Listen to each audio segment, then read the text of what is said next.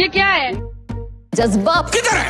आप उनका कोरमा ले आए? जज्बा किधर है? अबे जल्दी बोल, कल सुबह पनवेल निकलना है। हमारे साथ आजाद होने वाले मुमालिक भारत इंडिया में देखते हैं क्या हो रहा है। दुनिया की बड़ी और उभरती मईशत बन चुके, लेकिन हमारे पास था जज्बा ईमानी। बड़ा जज्बा है इस कौम में। मुझे आज तक ये बात समझ में नहीं आई ये जज्बा कहाँ से आया है। वही है तो मुझे लगता है जज्बा कहाँ से आया, क्योंकि पाकिस्तान का वजूद अमल में आया था इस्लाम के नाम पर। ये ईमान का जज्बा है। ये सारे ड्रामे एक्सपोज हो गए। खानदानी काम यही है इनका। जज्बा बहुत ज्यादा था, तो ये जो जज्बा होता है ये सब कुछ होता है। उस जज्बा ईमानी की वजह से पूरे मुल्क का बैंड बजा दिया। एक काम करो, ये जज्बा लो, जज्बे में पानी डालो, गूंद लो उसको, जैसे आटा गूंदते हैं, जज्बे की रोटी बना के खा जाना। आप कुछ भी बोलो, ये नहीं सुनने वाला।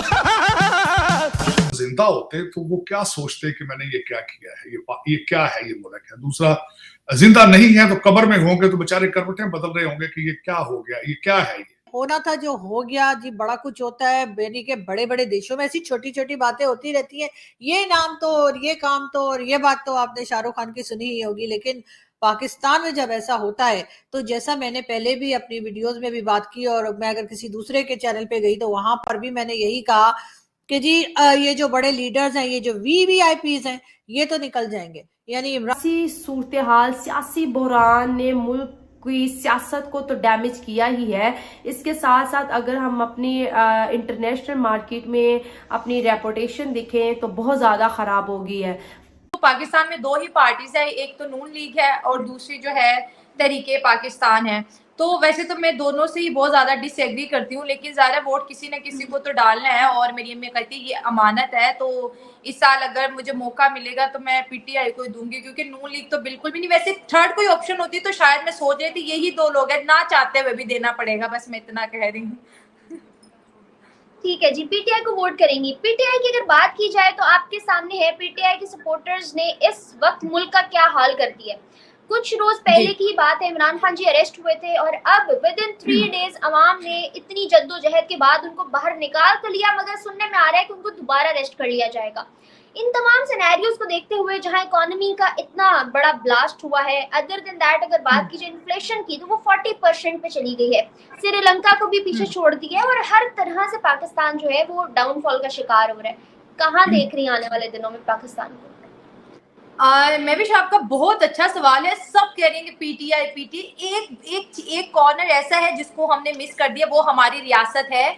जो कुछ मुल्क में हुआ उसका डायरेक्टली या इनडायरेक्टली रियासत ही जिम्मेदार है। ये जो सोए हुए लोग हैं जो बड़े बड़े बंगलों में रह रहे हैं, ब्यूरोक्रेसी को एंजॉय कर रहे हैं, बड़ी बड़ी लग्जूरियस गाड़ियों में रह रहे हैं, ये वो जिम्मेदार है। पीटीआई के कारकुनान जिम्मेदार नहीं। उनकी दरिंदगी पे जरूर बात करेंगे, लेकिन देखिए रेंजर्स का पहली बात है अदालत में दाखिल होना और उनको जो है किडनैप करना, वहां से लेके जाना, अदालत के शीशे तोड़े जाना, ये तो रियासत ने भी कानून की खिलाफ वर्जी की है। तो रियासत पे भी सबसे पहले कार्रवाई हो, पर्चे कटे। मैं तो कहती हूँ पूरी हुकूमत को ही मुअत्तल हो जाना चाहिए। यहाँ पे कोई काम का बंदा आपको दिख रहा है? मुझे बताएं, एक बंदा काम का नहीं है। अब आज जो वजीर आजम का जो खिताब आया है, प्रेस कॉन्फ्रेंस आई है, मैं सुबह अर्ली मॉर्निंग मैंने आज अपनी सुबह के टाइम एक मैं छोटा सा नया प्रोग्राम स्टार्ट किया जिसमें अपडेट देती हूँ। मैं बैठी, मैंने कहा यार 3 दिन मुल्क जला है, कुछ ऐसा आज से पहले मैंने नहीं देखा। तो कोई सेंसिबल बात होगी। वो बंदा अपने पूरे जो वजीरों और मशीरों को बुला के नवाज शरीफ की बातें कर रहा है, हम मरियम की बातें कर रहा है कि हम मरियम को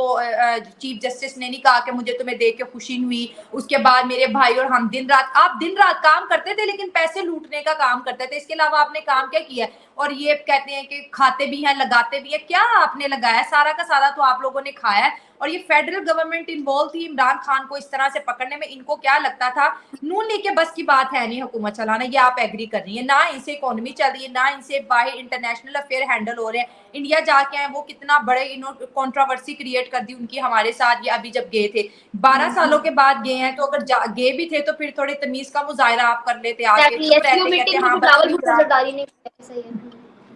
हाँ, तो कह देते आके कि बस ठीक रहा, होप फॉर द बेस्ट, आगे भी इस तरह अटेंड होते रहेंगे। इतना वाह वाह करने की क्या जरूरत थी? खैर वो भी तो एक अलग इशू है। अब हम पाकिस्तान की स्पेसिफिकली बात करना चाहेंगे।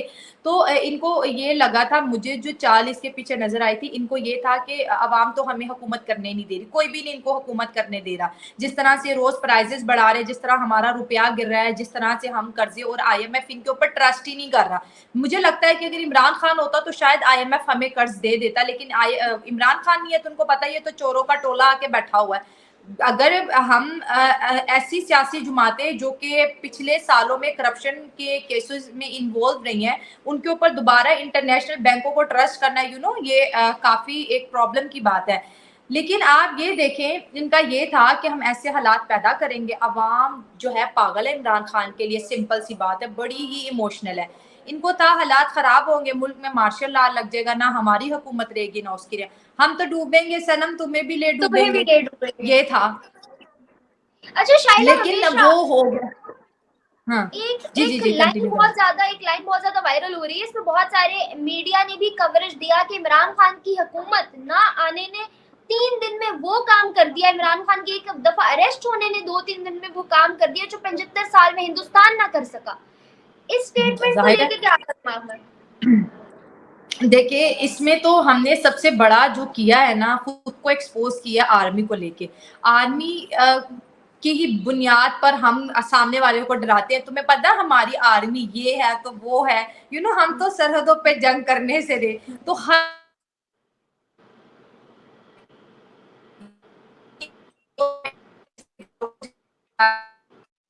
के हेडक्वार्टर्स पे अटैक्स किए गए, मुसलसल अटैक्स किए। उससे अब लोग कहते हैं भाई किधर है तुम लोगों की नंबर 1 आर्मी, तुम लोग तो उनके कंट्रोल में नहीं आए, तो दुश्मनों के तोपों का क्या वो मुकाबला करेंगे। इससे हमारी फोर्स की जो क्रेडिबिलिटी है उसको बहुत ज्यादा नुकसान पहुंचा है। और 75 साल में नहीं किया। देखिए, इंडिया अगर अटैक करता पाकिस्तान पे तो बॉर्डर्स पे हमले होने थे, बॉर्डर्स पे 2 तरफा लड़ाई होनी थी, लेकिन कोई भी दूसरा देश पूरे मुल्क को नहीं जला सकता।